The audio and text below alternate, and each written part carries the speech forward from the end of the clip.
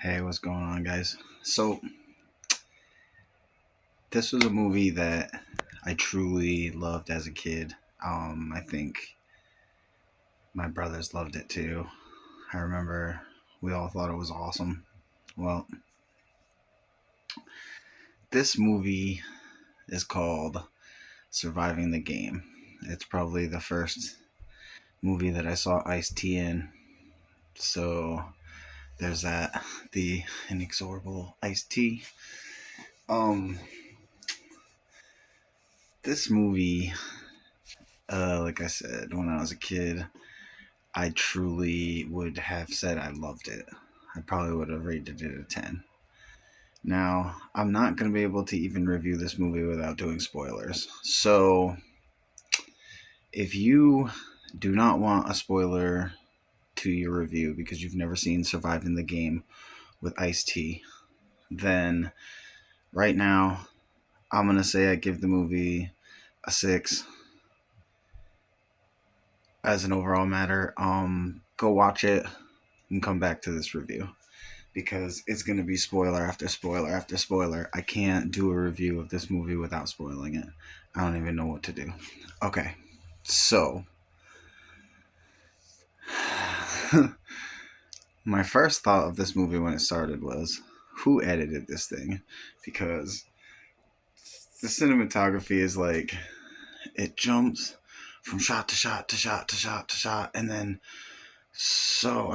like immediately they're like panning away from something, and then it jumps to another shot, to a different shot, and I was just like, it was jarring like right away. I was like, holy crap, as I'm trying to pay attention to it.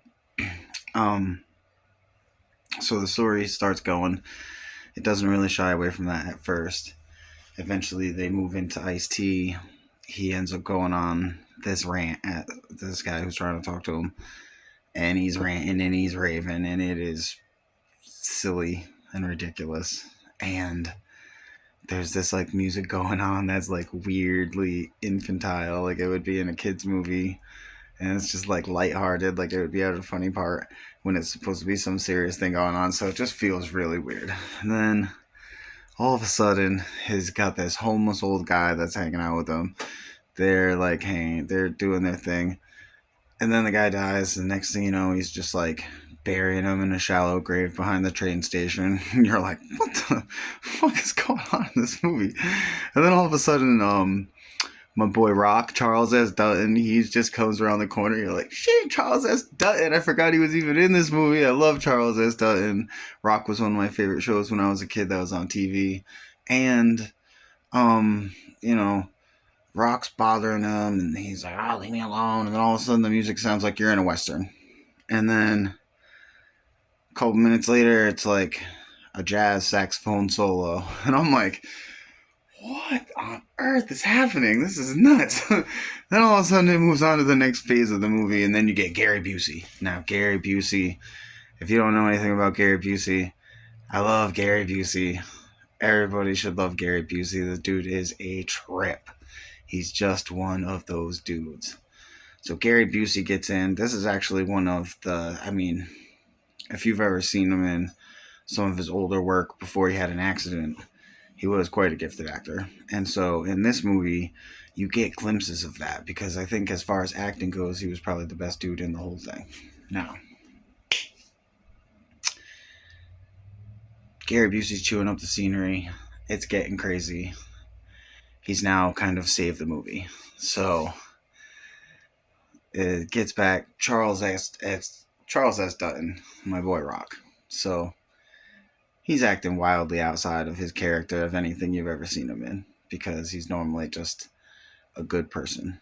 And in this movie, he's a terrible person. And you're like, man, I just love Rock so much. I love my boy.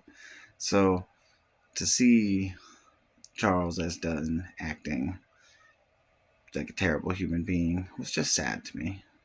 I just love him, and I just want to see him in heroic roles only. You could put him in as a superhero, and I would not only watch that movie, but I would put the DVD on super order before it ever came out in the theaters. I love that dude.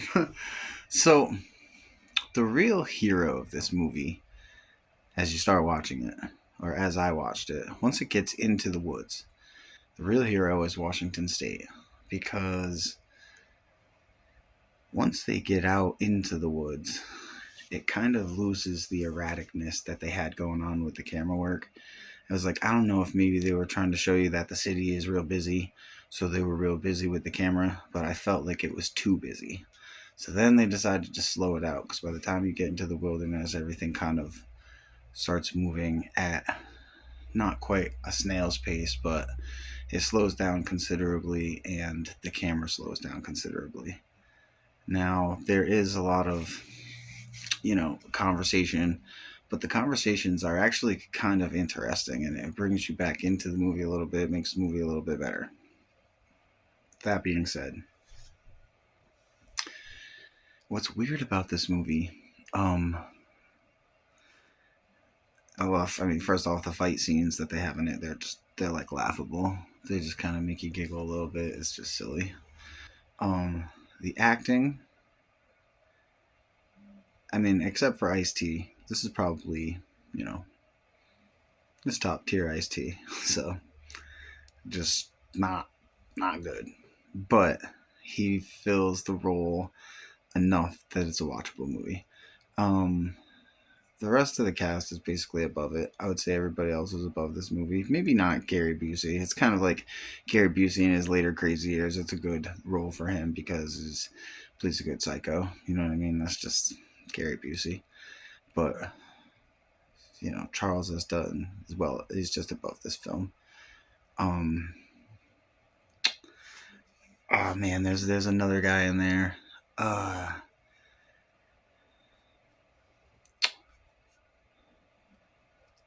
I think it's Murray Abrahams or something. Someone else was in it, but F. Murray Abraham was in it, and he was good. But he's also above this movie. Um, and the always excellent Rucker Hauer is just above this movie. So when you flesh out a cast with like all these incredible dudes, as I looked back at it and I remember having loved it as a kid, I was actually quite excited to revisit this film because I was like, damn, look at this fucking cast. This thing is going to be remarkable. Yeah, no, man. When I watched it, it was not remarkable. It was not bad. It's watchable, but it's not a remarkable film. So it'll take a certain subset of people who would want to watch this. I would probably save it for a night when your old lady isn't there. And just watch it then. Because I can't see too many women wanting to watch this thing. It's not a woman centric movie, it's like a teenager centric movie. So to watch it as an adult was funny. So, as far as ratings go, um, like I said at the beginning before I led people out for the spoilers, I gave it a 6 as an overall matter, but this was a movie that was really weird because in the first 45 minutes, I was like, man, this thing's a 4. Like, this is going to be my first bad review because you get under a 5, and I'm going to start having to say this movie just sucks, And I didn't want to have to say that because I truly enjoyed this movie as a kid. So, it started off as a 4. By the time it got to Gary Busey kind of in charge of the screen, I was at a good 7 with it. It had really brought itself back up. Um, and then by the time Rucker Hauer got in there and everything, F. Murray Abraham got in there, I was like, man, this movie is really decent. So that 7 was like riding. And then as the fighting started, it moved its way down to a 6. And because the fighting was just corny. And the story, it didn't like lose the plot, but it wasn't what it could have been or what I thought it could have been. But it ended at a 6. The ending was just silly. So with the exception of that, it kept it at a 6 just because it was good enough. It was passable, but it was silly, completely ridiculous.